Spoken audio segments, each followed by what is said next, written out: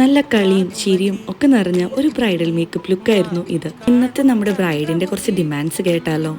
Light makeup മതി, കണ്ണ് ഇത്തിരി ബ്രൈറ്റ് ആയിട്ടിരിക്കണം. ജിസ്നയുടെ മധുരം വെപ്പും എൻഗേജ്മെന്റും വെഡിങ് ലുക്കൊക്കെ നമ്മൾ തന്നെയാണ് കേട്ടോ ചെയ്തത്. മാരേജിന് കുറച്ചധികം മാസങ്ങൾക്ക് മുൻപേ തന്നെ ജിസ്ന നമ്മൾ ബുക്ക് ചെയ്തിട്ടുണ്ടായിരുന്നു.